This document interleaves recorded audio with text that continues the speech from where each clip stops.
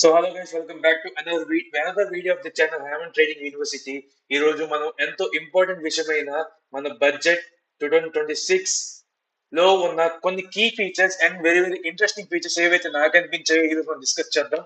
చాలా ఇంట్రెస్టింగ్ అయితే జరిగింది, బట్ నా పరంగా అయితే ఒక కామన్ మ్యాన్ కి చాలా ఎఫెక్ట్ అయ్యేదే ఇది. కామన్ మ్యాన్ ఎవరైనా ట్రేడ్ చేద్దాం అనుకుంటే, ట్రేడర్ అవ్వాలనుకున్నా సరే, ఆర్ ఆఫ్ కోర్స్ ఎవరైనా ఆఫీస్ పర్సన్ సారీ ఆ జాబ్ చేస్తున్నా సరే వాళ్ళకి కొంచెం ఎఫెక్ట్ అయితే చూపిస్తుంది. బట్ అవన్నీ మనం తర్వాత డిస్కస్ చేద్దాం. ఇందులో నాకు ఏవి అసలు ఇంట్రెస్టింగ్ గా కనిపించాయో దానికోసం ఇప్పుడు మనం డిస్కస్ చేద్దాం. It is budget 2026. ఈ వీడియో టాపిక్ అయితే everything you need to know about this. So మనమైతే ఫస్ట్ స్టార్ట్ చేద్దాం. ఫస్ట్ ఆఫ్ ఆల్ మనం తెలుసుకోవాల్సింది ట్యాక్స్ చేంజెస్ కోసం. అండ్ ఇక్కడ మెన్షన్ చేసిన already, it is not good for F&O traders. అంటే మీలో ఎవరైనా ఫ్యూచర్స్ అండ్ ఆప్షన్స్ నిఫ్టీ ఎవరైనా ట్రేడ్ చేద్దాం అనుకుంటే వాళ్ళకైతే గుడ్ న్యూస్ అయితే కాదు. అసలు ఎందుకు అలా అంటున్నానంటే, ఎస్టీడీ ఛార్జెస్ అనేవి, అంటే మీరు ట్రేడ్ ప్లేస్ చేసినప్పుడు పడే ఛార్జెస్ అనేవి 0.1 నుంచి 0.25 అయితే ఇంక్రీజ్ అవుతున్నాయి. పర్సెంటేజ్ అయితే ఇంక్రీజ్ అవుతుంది. అంటే నెంబర్ 0.1 అని చెప్పి అనుకోవద్దు, బట్ మీ క్యాపిటల్ ప్రకారం చూసుకుంటే చాలా చాలా ఎక్కువ. అంటే కమిషన్ వైజ్ గా మీకు క్యాపిటల్ తినేస్తూ ఉంటుంది. ఇంకా మీరు ట్రేడ్ చేయడం అనేది మీకు ఎక్కడ జరుగుతుంది నాకైతే అర్థం కావట్లేదు. ఇది ఈ ఛార్జెస్ ఎందుకు అంటే, to to reduce the speculation in the market, because many people కదా ఇండియాలో మోర్ దాన్ 80% ఆఫ్ పీపుల్ అయితే ఎఫ్ఎన్ఓ లో లూజ్ అవుతున్నారు. అండ్ ఆ 80% పీపుల్ లో more than 40% are from Telugu states. Okay, Telugu states నుంచి 40% కన్నా ఎక్కువ మంది ట్రేడర్స్ ట్రేడ్ అవుతున్నారు ఎఫ్ఎన్ఓ లో.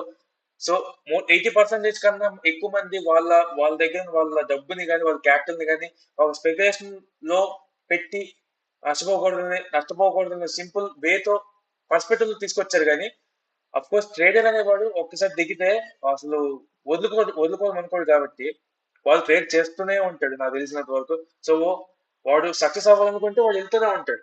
బట్ ఇఫ్ దీనివల్ల కొంతమంది ఎందుకులే అని చెప్పి వదిలిస్తే నో ప్రాబ్లం. కానీ ఆ ట్రేడింగ్ అనే దాన్ని వదిలేదంటే చెప్పలేం. అది అది వేరే విషయం.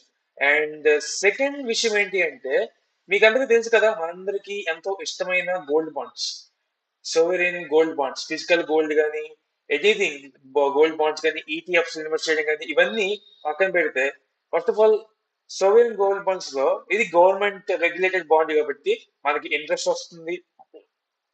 మంత్లీ కొంత ఇంట్రెస్ట్ వస్తుంది. ఇన్వెస్ట్ చేసిన వాళ్ళకి తెలుస్తుంది ఇంట్రెస్ట్ వస్తుంది. అండ్ అగైన్ చాలా సేఫ్ కాబట్టి ఆర్బీఐ రెగ్యులేటెడ్ ఇవన్నీ ఓకే. ఒకవేళ గ్రో అయినా సరే మనకి క్యాపిటల్ గెయిన్స్ ట్యాక్స్ అనేది ఉండేది కాదు ఇంతకు ముందు. మీకు అర్థమవుతుందా? ఎస్జీబీ లో మనం ఇన్వెస్ట్ చేస్తే క్యాపిటల్ గెయిన్స్ అనేది మనకు ఉండేది కాదు. ఇంట్రెస్ట్ అమౌంట్ వచ్చేది అండ్ దాని మీద క్యాపిటల్ గెయిన్స్ మనం కట్టేవాళ్ళం కాదు. ఇప్పుడు కట్టలేదు కూడా, ఎందుకంటే అది గవర్నమెంట్ రెగ్యులేటెడ్, ఆర్బీఐ రెగ్యులేటెడ్ కాబట్టి ఆ రూల్ అప్పుడు ఉండేది. కానీ ఇప్పుడు చూస్తే మీరు ట్యాక్స్ కట్టాలి. కాకపోతే ఇది బాండ్స్ మీద కాదు, మీరు ఫిజికల్ గా అంటే బయట ఎక్కడైనా బయట మార్కెట్ లో గోల్డ్ కొంటారు కదా. మార్కెట్స్ అంటే అర్థం మ్యారేజెస్ లో కావచ్చు, ఎనీథింగ్ లో మీరు కొంటారు కదా.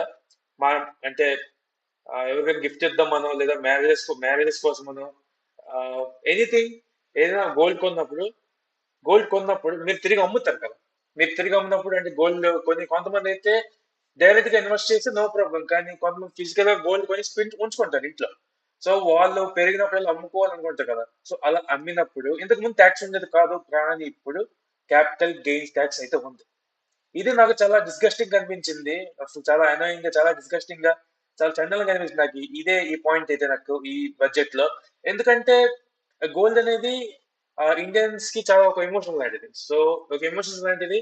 చాలా మంది గోల్డ్ ని గాడ్ తో కంపేర్ చేసి మరి కొన్ని దాచి పెంచి పోషించి అవసరమైనప్పుడు పనికి వస్తుంది అని చెప్పి షోర్ చేసుకుని ఉంటారు. కానీ అలాంటి దాంట్లో కూడా ఎందుకు మన గవర్నమెంట్ అనేది ఇలాంటి డెసిషన్ తీసుకుందని చెప్పి నాకు అర్థం కాలేదు. అండ్ ఇది తెలుసు కదా.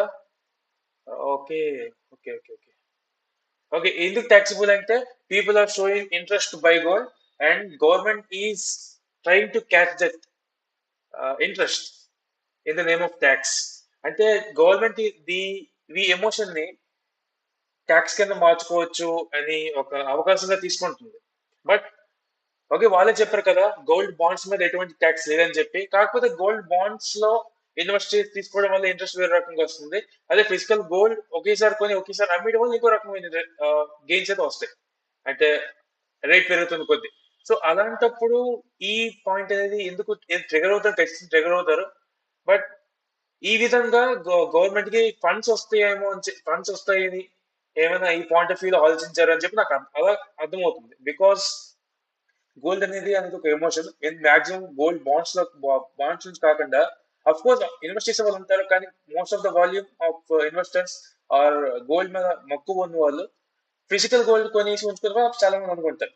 కానీ ఈ విధంగా why the government take the action నాకు చాలా అనాయింగ్ అనిపిస్తుంది, అంటే చాలా డిస్గస్టింగ్ అనిపిస్తుంది. సో ఈ రోజు నాకు నచ్చలేదు. ఇదైతే నాకు కొంచెం ఓకే. ఎఫ్ఎన్ఓ ట్రేడర్స్ చాలా మంది ఉన్నారు.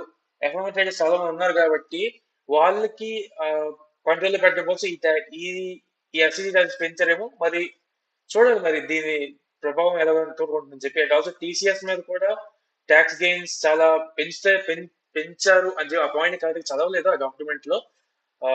బట్ పెంచారు అనుకుంటున్నాను నేనైతే.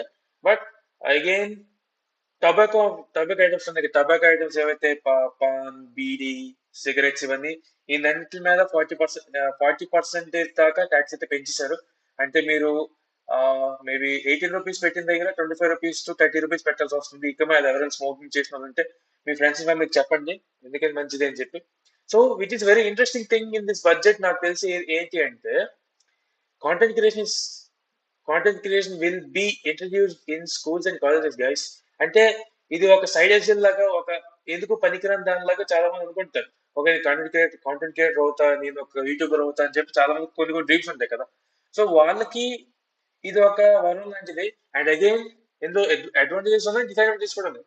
అడ్వాంటేజ్ ఏంటంటే చాలా మంది పిల్లలు సోషల్ ఎక్స్పోజర్ కి అంటే వాళ్ళని వాళ్ళు ప్రూవ్ చేసుకోవడానికి, వాళ్ళని వాళ్ళు చూపించుకోవడానికి అందరి ముందు కొంతమందికి స్టేజ్ ఫియర్స్ లాగా ఎదురు చాలా మంది కూర్చో అందరూ మాట్లాడడానికి కొంచెం భయం ఉంటుంది కదా. ఆ ఫియర్ ఓవర్కమ్ చేయడానికి అయితే ఈ స్కిల్స్ పనికి వస్తాయి. బట్ ప్రొఫెషనల్ గా ఎదగడానికి ఒక కెరియర్ లో చూస్ చేసుకోవాలంటే ఇది ఒక ప్రాక్టికల్ వే లాంటిది. దీని మీద కూడా ఒక ఎగ్జామ్స్ పెట్టి, దీని మీద కూడా ఒక థియరీ రకంగా మిగతా సబ్జెక్ట్స్ లాగా పెట్టిస్తే ఈ కాంటెంట్ క్రియేషన్ అనేది కూడా అలాగే ఇప్పుడు ఎలాగైతే అవుట్డేటెడ్ సిలబస్ స్కూల్స్ నడుపుతున్నారో అలాగే వెళ్ళిపోద్దని నా ఉద్దేశం. సో ఈ విధంగా ఈ బడ్జెట్ లో నాకు అనిపించింది అయితే ఇది. సో ఇంతకు మించి నాకేమి అంత ఇంట్రెస్టింగ్ అనిపించలేదు. చాలా చూసా, న్యూస్ అయితే చాలా బాగా చూసాను, కానీ అందుకే అంత ట్రిగర్ అవ్వలేదు. బట్ ఈ పాయింట్స్ నుంచి అయితే కొంచెం అనిపించింది. అండ్ ఇంకేమైనా ముందు ముందు ఇంకా డాక్యుమెంట్ పూర్తి చదవలేదు. బట్ సగం చదివాను, సగం చదివిన తర్వాత మాకు కీ అనిపించింది నేనైతే మీ వీడియో గురించి తెలుపుతున్నాను. అండ్ ఆ డాక్యుమెంట్ కూడా మీకు డిస్క్రిప్షన్ లో మెన్షన్ చేసి పెడతాను. Go through that.